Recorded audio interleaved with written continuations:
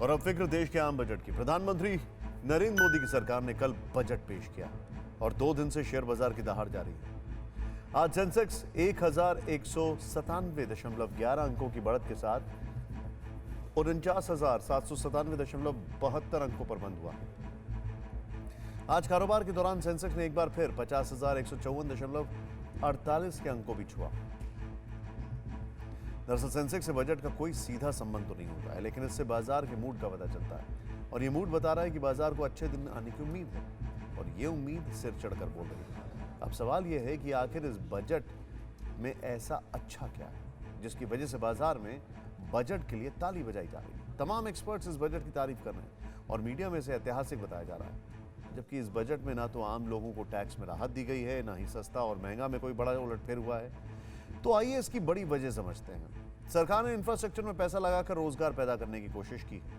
Infrastructure से ही बड़े उद्योगों को फिर से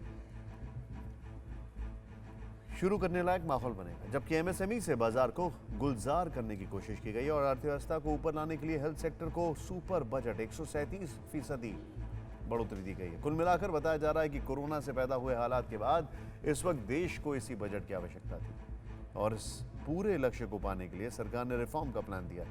बजट ने साफ कर दिया है कि सरकार की वित्तीय स्थिति बहुत बेहतर नहीं है।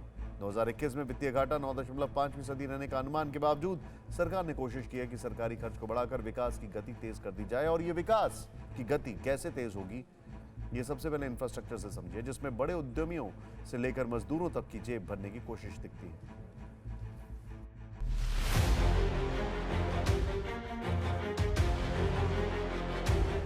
याद कीजिए कोरोना काल की उस तकलीफ को जब देश के शहरों से भयंकर रिवर्स पलायन हुआ था।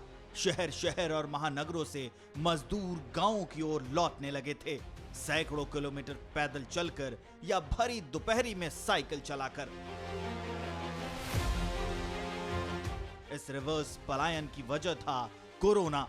महामारी पर लगाम लगाने के लिए जब लॉकडाउन लगा तो कल कारखानों की मशीनें थम गईं और इसके साथ ही अर्थव्यवस्था के पहिए की गति भी मंद पड़ती चली गई। लेकिन सोमवार को केंद्र सरकार की ओर से पेश किए गए बजट से इकोनॉमी की रफ्तार पकड़ने की उम्मीद एक बार फिर जगने लगी है। कल कारखानों की रौनक वापस लौटने की उम्मीद दिखने लगी है। इंफ्रास्ट्रक्चर का सेक्टर एक बार फिर रोजगार देने के लिए तैयार होता दिखने लगा है।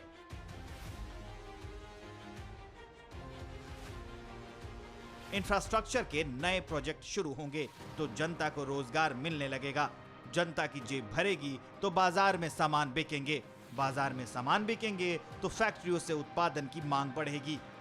नए बजट से इसी चक्र के एक बार फिर से शुरू होने की उम्मीद है, जो देश की मंद पड़ी अर्थव्यवस्था को रफ्तार में लाएगा। गवर्नमेंट की एक बहुत मेजर प्रायोरिटी है एम्प्लॉयमेंट जनरेशन, और एम्प्लॉयमेंट जनरेशन जो है वो हमारे इंफ्रास्ट्रक्चर सेक्टर के थ्रू जो है एक मेजरली अचीव होती है। तो मेरा ये मानना है कि ये एक ऐसा सेक्टर है जिसमें प्राइवेट इन्वेस्टमेंट जो है, अगर हम पिछले 6 साल भी देखें तो उस पेस से नहीं आया जिस पेस से आना चाहिए था। तो इसलिए अब ओवरऑल फोकस जो है वो गवर्नमेंट के ऊपर है कि गवर्नमेंट की स्पेंडिंग जो है इस सेक्टर में इंक्रीज होना जरूरी है। इकोनॉमी की रफ्तार ही वो वजह है जिसने कोरोना काल में सरकारी खजाना खाली होने के बावजूद देश की वित्त मंत्री निर्मला सीतारमण ने इंफ्रास्ट्रक्चर में पूरी ताकत झोंक देने की हिम्मत दिखाई है।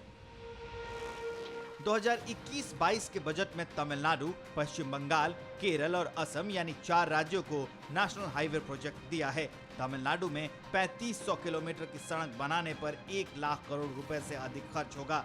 केरल में 1500 किलोमीटर सड़क बनाने पर 65,000 करोड़ रुपए खर्च होंगे। बंगाल में 675 किलोमीटर सड़क बनाने पर 95,000 करोड़ रुपए और असम में 1300 किलोमीटर सड़क बनाने पर 34,000 करोड़ रुपए खर्च होंगे।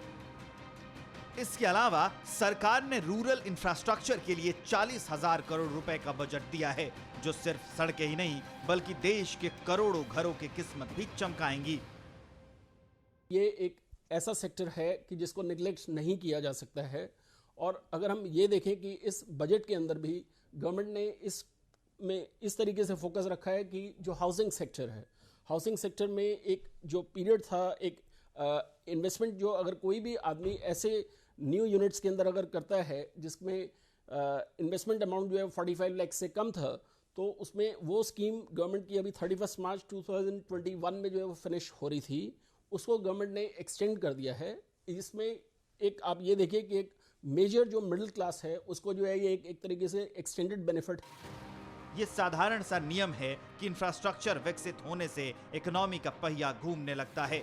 एक हाईवे बनना शुरू होते ही जमीन खोदने के लिए एक्सकैवेटर मशीनें मंगाई जाती हैं, सीमेंट फैक्ट्री से सीमेंट खरीदी जाती है, मांग मिलते ही कंपनियां धरती खोदकर मिनरल्स निकालने लगती हैं, बड़े ट्रकों से सीमेंट हाईवे तक लाए जाते हैं और बड़ी मशीनों के जरिए हाईवे बनाने में बड़ी संख्या में इंजीनियर और मजदूर जुट जाते हैं। ये सर्कल ही अर्थव्यवस्था को रफ्तार देता है, लेकिन एक्सपर्ट्स मानते हैं कि इसका सबसे बड़ा फायदा देश के उद्योग धंधों से होगा।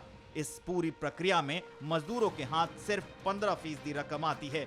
मजदूरों की इसी फिक्र को दूर करने के लिए सरकार ने एमएसएमई पर खास ध्यान दिया है, जो भारत को ही नहीं घर घर को आत्मनिर्भर बनने की ओर ले जा सकता है। इस साल के आम बजट की यही खूबी एक्सपर्ट्स से तालियां बटोर रही हैं, तो बाजार में हरियाली ला रही हैं। परवाह देश की, सोमवार से शुक्रवार रात 10 बजे TV9 भारतवर्ष पर।